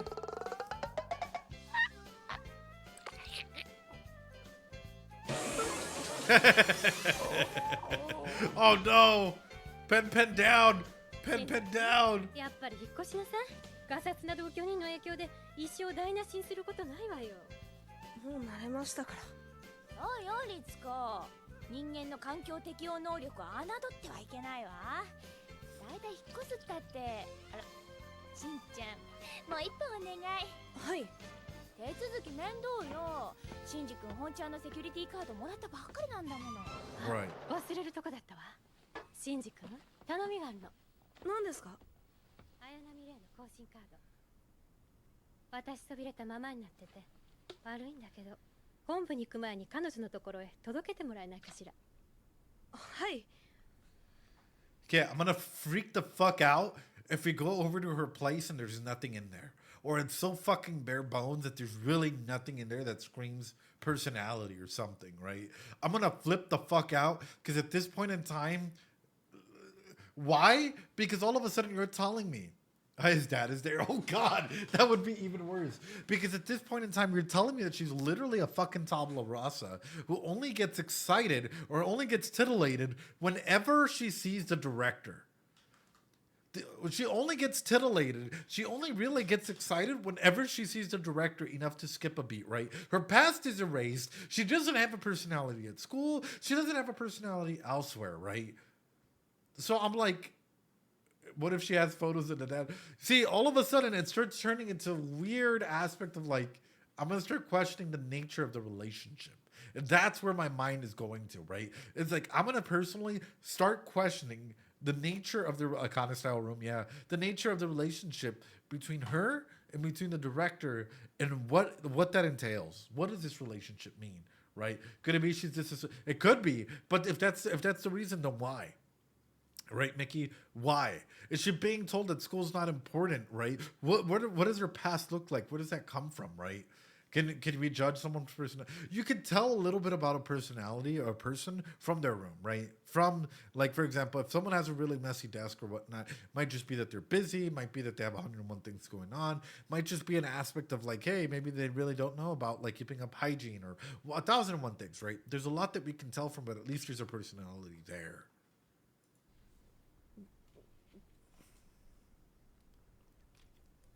どうしちゃったの？レイの写真をじーっと見ちゃったりして。いや、ひょっとしてしんちゃん。違うよ。またまた照れちゃったりしてさ。レイの家に行くオフィシャルな口実ができてチャンスじゃない。からかわないでよ、もう。すぐムキになってからかいがいのあるやつ。ミサトと同じね。僕はただ。Let's talk. Oh, this is touching on so many elements. Let's talk about this for a second, right? Why do you guys think that like he would attach to her, like in some way, shape, or form? Aside from like the father and whatnot, like let's talk about why there would be some form of attachment. You guys ready for this? Trauma bonding, proximity, trauma bonding. Similar circumstances. There's no one else in the world that can experience stuff or what he's going through other than her. In some way, shape, or form. Yep. That could be a reason as well, JP. Or John. Absolutely. She's only his age in a similar position as him. Right. So you build propinquity based off of that. All of a sudden, you're spending time with someone, right? Maybe not as much as like to get to know her, but you already know that you guys are going through a similar experience. Granted, you have different views on it, but nonetheless, you can start feeling a closeness toward. The propinquity aspect of things enables that the more time that you spend with someone, the more of an attachment you can grow with them. Even if you guys aren't necessarily at the same level, same boat, same whatever, right? 同じエヴァのパイロットなのに、綾波のことよくわからなくて。いい子よ、とても。あなたのお父さんに似て、とても不器用だけど。不器用って何がですか？生きることが。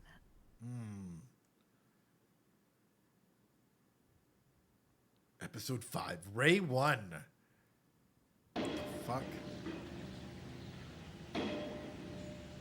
So then is there a Ray 2? Hold on.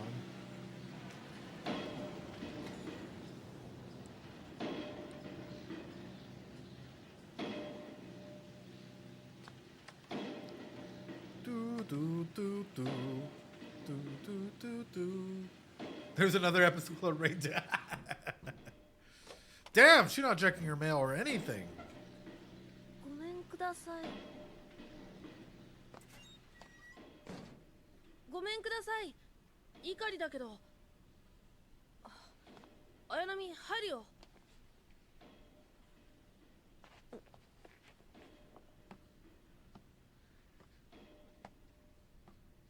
It's just dirty.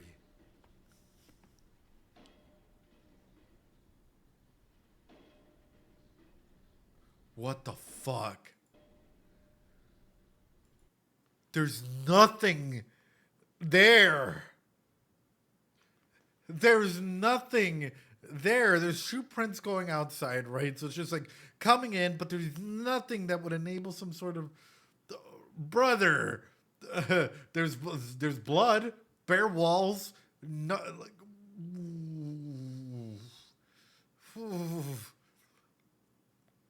didn't even clean it. Doesn't even clean it, right? There's trash piled up. No individuality, nothing being presented in there. There's a bunch of cards in there that she doesn't even read. Sometimes it gets overpiled. It just gets thrown in the ground, whatever, right? It's an Asmon's room. There's a chair there. Looks a bit. Shinji can fix her. I saw someone throw up TOS. Do I need to hide the screen, ladies and gentlemen? Is something about to be TOS not friendly? Would make me flee for my life. Same here. If I walked in and I saw a room just bare like this, maybe. I don't think it's a TOS. You might in a second.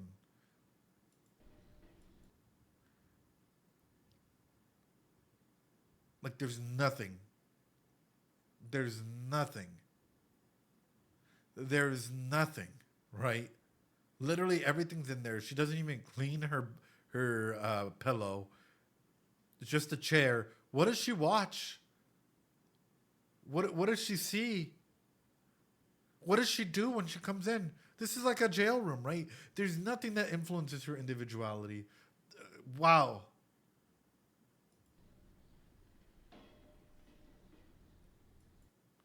All the bandages are just thrown in on the side here. A little fridge, a bunch of meds, a bunch of trash piled up. Some books, maybe, if that.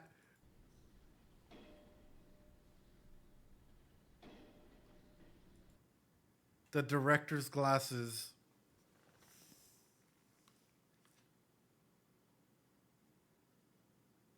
Does she even clean her underwear, bro? At this point, I'm questioning shit. At this point, I'm questioning everything. Like, this is just a dirty room that's blank. It doesn't even have anything, right? She doesn't even take care of her bloody bandages. What makes you think that she even takes care of her fucking underwear and stuff? There's so many alarm bells that are ringing right now. It's insane. And someone put sniffer. No, take that back. There's book with marks in it. Right, but even then, you're telling me that the walls are so grody. They're so nasty, bro. Like, there are bandages with blood. The pillow has blood on it. She's not even, like, there's nothing. She doesn't even care at this point, right? Wow.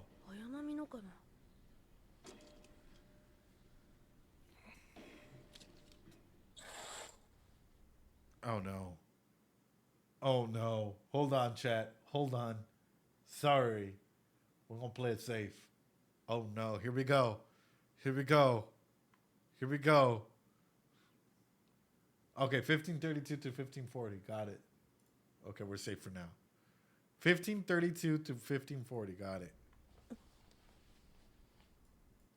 Okay, that's not bad.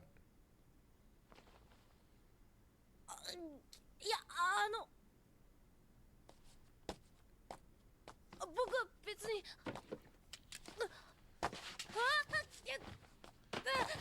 No, no, brother. How do you trip from that? Wait a minute.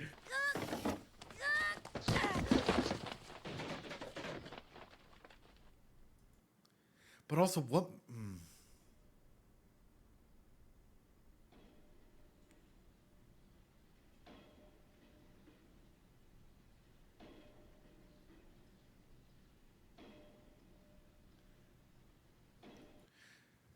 Interesting, though. Interesting that yet the sexual elements are still persistent, right? And even for her, right, in this regard, granted, there's nothing else there, right?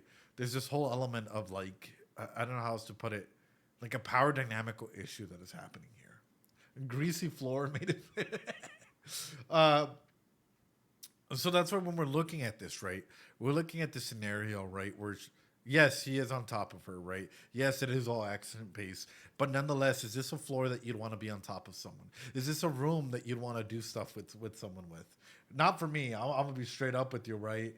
No. And even past that, the main issue comes in, she came in and grabbed those glasses because they're your dad's glasses. They're your dad's glasses, bro. And this is preceding a sexual element. This is preceding a sexual, or like this happens, right? Along with the sexual element. This aspect of him wearing his father's glasses. She takes them off. Boom, power dynamical issue. Boom, right? Little bra taken off and thrown down. And it's like, yeah.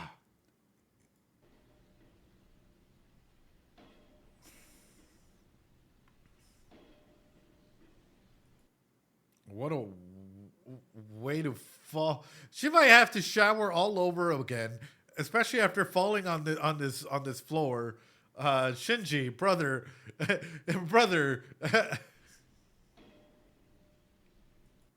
All right, guys.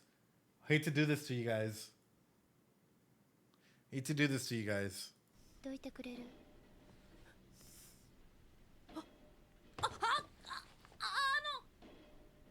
Yeah. Grabbing the booba. Oh, wrong one. Grabbing the booba is a very real thing. His face is just like, huh? Huh? No booba? No booba?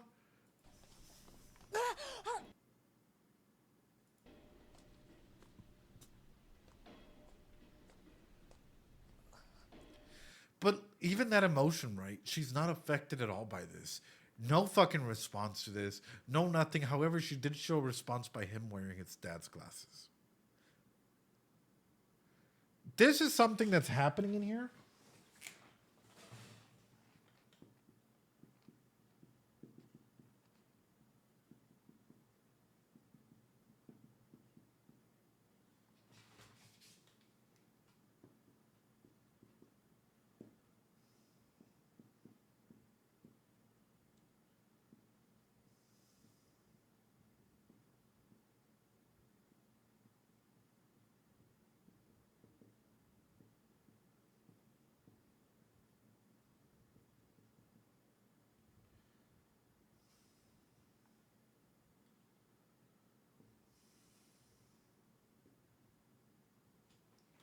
This is my fear.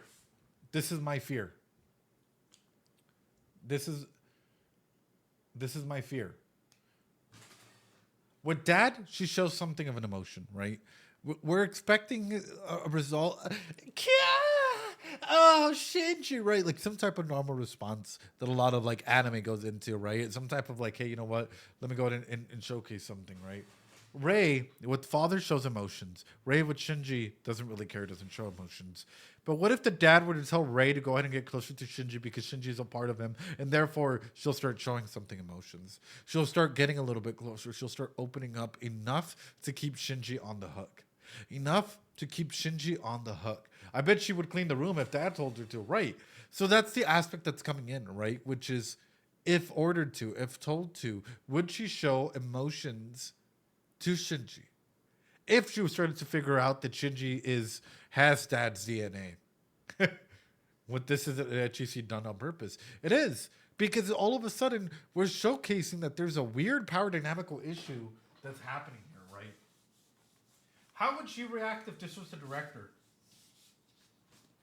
Would she have a different reaction than what she just had to Shinji?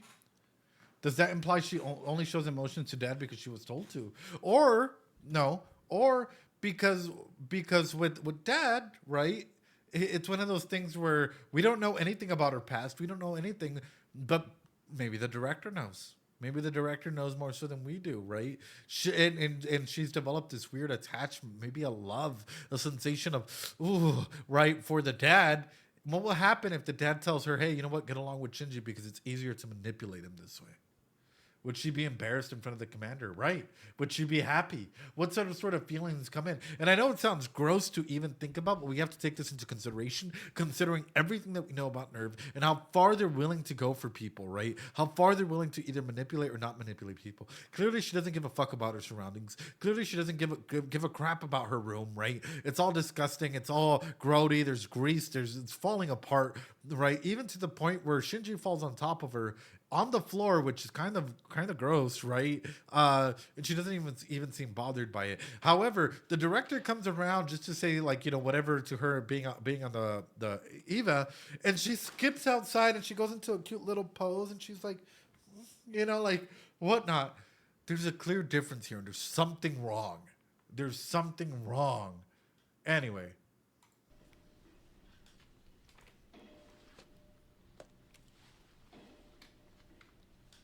Nani? Damn! いや僕はその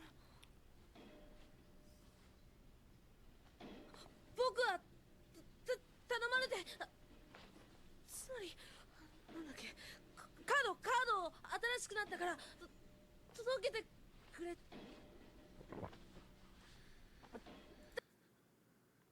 He's a teenager. He's a boy. He's a teenager, and like sexuality, especially in the face of like, you don't know when, like, if you're gonna die next or what's gonna happen to you. Yeah, let's be very honest with you. And he looked twice. Like, sexuality is probably gonna come at the forefront of your brain, right? Sex in the brain, going like a monkey, over and over again and again. For my man, sex can be a driving force, but it can also be extremely easy to manipulate you using that tactic. だから別に Right. そんなつもりは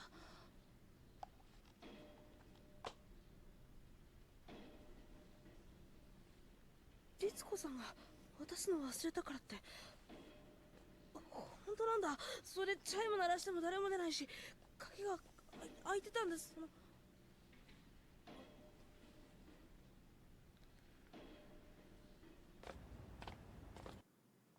She didn't give a fuck. She literally cared more about the director's glasses than anything you had to fucking say to her. She just left. Whatever, bro. So anyway. That's not good. So then what would happen in a regard? Hold on, let's flip the scenario, right? The director pays more attention to Shinji. And Rei is not really being cared for. What would happen in a scenario like that? Would she get jealous? Would she start feeling some sort of thing? Would she be like, hey, Shinji, grab my boob. Hey, Shinji, wow, I'm not going to rip this open. It's brand new. You know, it's a good shirt. You know, like, here's my breast, it says, you know, like, what would you do in that scenario, right? Would it get jealousy to try and get the director to start paying attention to her? What would come out of a thing like that? That's the main questions that we got to start asking is this a strategic move to start putting them to start using the environments around them? Right? Which is this a strategic move to start using and thinking about one another, right, as like motivational factors that they have to go ahead and like do or use to be able to manipulate both of them? One through sex, right, and the other through attention based on the director's needs. Damn.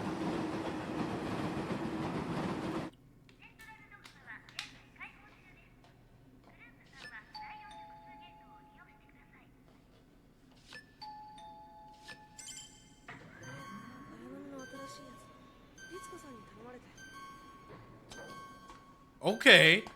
Whatever, I guess. さっきはごめん。何が？ I like that we're taking a descent. I really love the fact that they show stuff like this, right? It's as though we're going deeper and deeper into these characters' minds. We're getting deeper and deeper into whatever the truth might be in this scenario. 今日これから再起動の実験だよね。今度はうまくいくといいね。 Not yet, Buttery Fiend. ねえ、綾波は怖くないの？ Look at this, また man. 0号機に The questions are getting deeper and deeper. 前の実験で大怪我したんだって聞いたから平気なのかなって思って。あなた、碇司令の子供でしょ？信じられないの？ Why do you come back with this? Ray, bro, she really just came back and was like, so you know, like the first line of questioning back is, So you don't have faith in your father's work?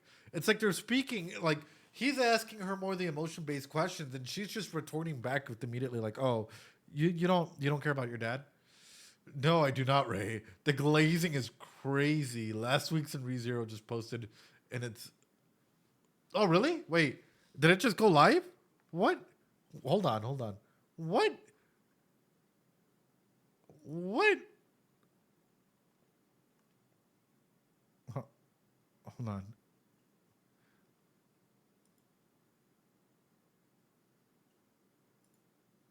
Let me go ahead and check. Did it? I thought it did. Oh, fuck. Oh, brother, he's the last person I know. I know, brother. Damn.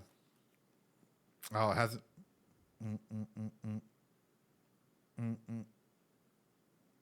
All right. Anyway. Not yet. No, he's the last person I have faith in. But in a scenario like this is sort of what's coming to mind, right? Is clearly they're both talking at different levels to one another. Clearly they both have like different interactions and different semblances of like what they deem important. お父さんの仕事は当たり前だよ。あんな父親なんて。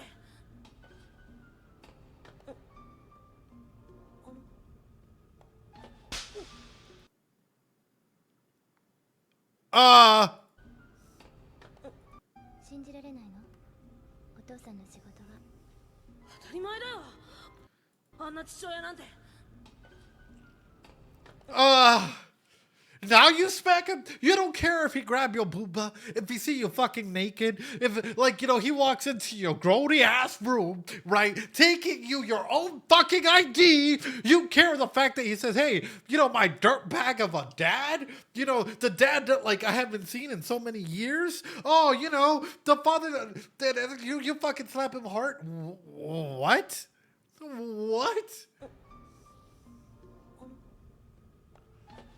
Oh, well, no, red betting. This still comes from the scenario that like she's emotionless to everything else except for the father. So is this healthy? Is this healthy, ladies and gentlemen? Sparta kicked him down the stairs. She's fine. It's like an obsession.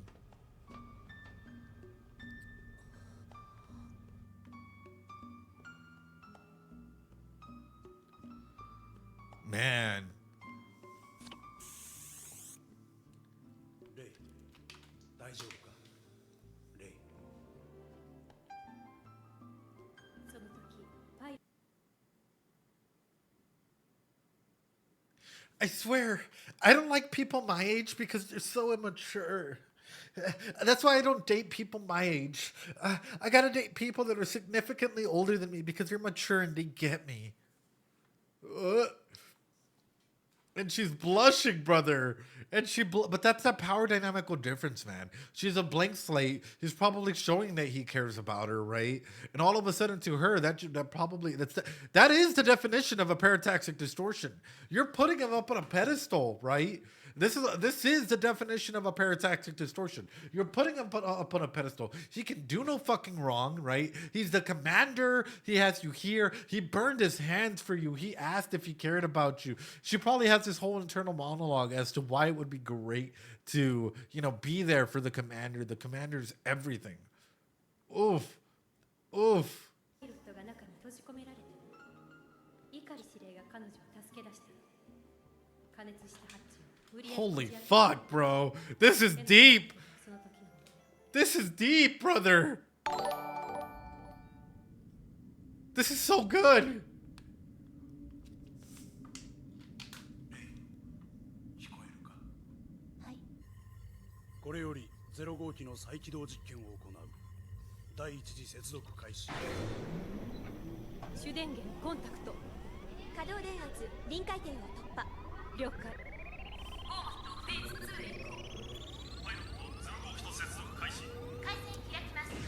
Will there ever be a point? Hold on. Will there ever be a point where, say, Rei or Shinji loses it and they start fighting one another? Like, will there ever be a point where, like, that sort of comes into being where even, like, let's say if there's a mental point of instability, right? And they try and take one another out because at that point in time, they're like, it's not safe.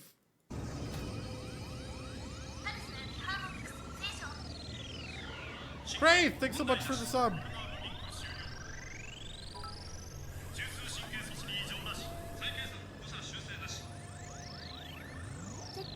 2590までリストクリア。絶対境界線まであと 2.5、1.7、1.2、1.0、0.8、0.6、0.5、0.4、0.3、0.2、0.1突破。ボーダーラインクリア。ゼロ号機起動しました。了解。引き続き連動試験に入ります。了解。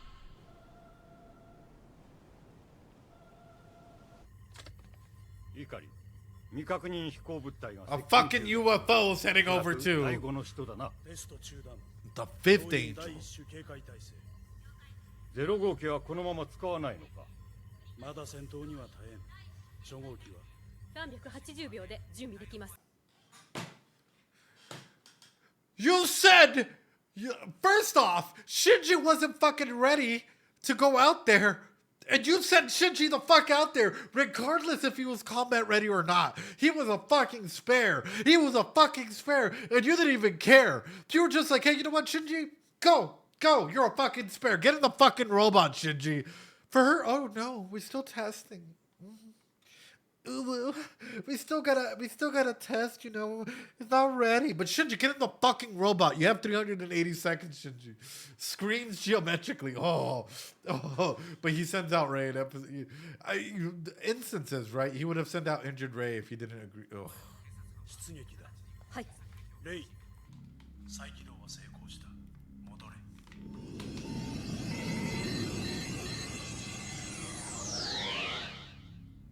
True. Could be. The only reason why I said that though is because it feels as though Shinji's father shows a little bit more care and love to Rei than he would ever show to fucking Shinji. It's as though he really like there's something in there. There's something in there that like he shows a little bit more empathy towards her than towards him at all. A little more. You guys fucking see it.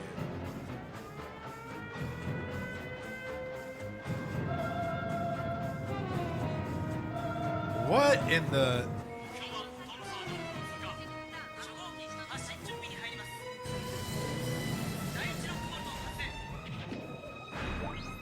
解除確認。了解。第2高速軍発生。目標は芦ノ湖上空へ侵入。エヴァ初号機発進準備よろしい。発進。 Woo! Oh, this is fucking hype, dude. This is why I love fucking even. I am so into mechs now. What the fuck has happened, bro? Is Evangelion my gateway into mechs now? Is Evangelion like literally my gateway into mechs? Beforehand, I was like, oh, mechs are cool, but I'm just like, let's fucking go. Yeah, yes, and come to my side. Come to the mecha. It really is a gateway. It's so good. 目標内部に高エネルギー反応。なんですって。編集部を加速収束していきます。まさか。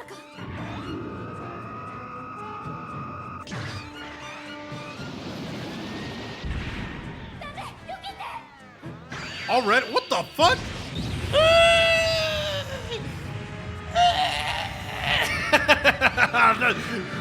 Bro just fucking entered the battlefield to get sniped. He gets fucking pawned like, you know, he gets fucking capped. Bro! Filthy fucking camper, bro. Filthy, he gets spawn killed, brother. What the fuck is this? Poor Shinji.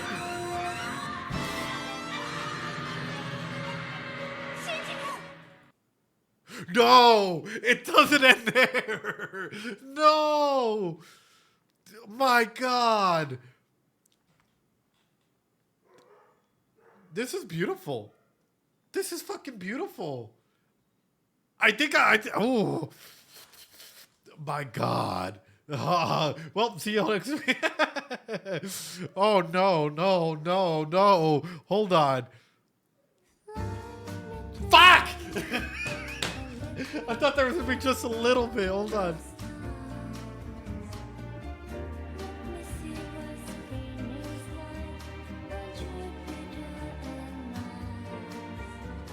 In other words.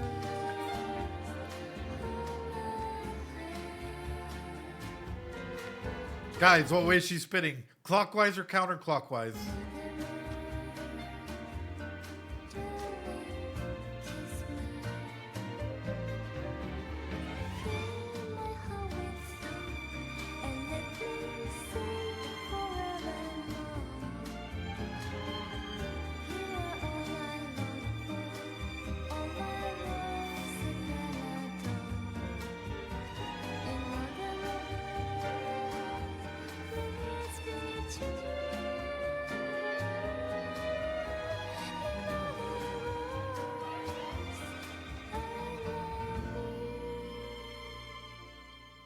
And we're going to pause it right there because I don't like being spoiled by the preview.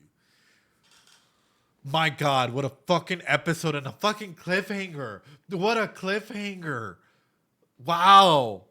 Wow.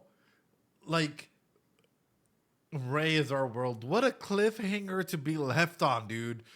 Like, absolutely phenomenal world building, phenomenal character development in terms of like actually making us question like, who are these people that we're truly dealing with, right? Like, what is there? I have a question. I actually do have a question.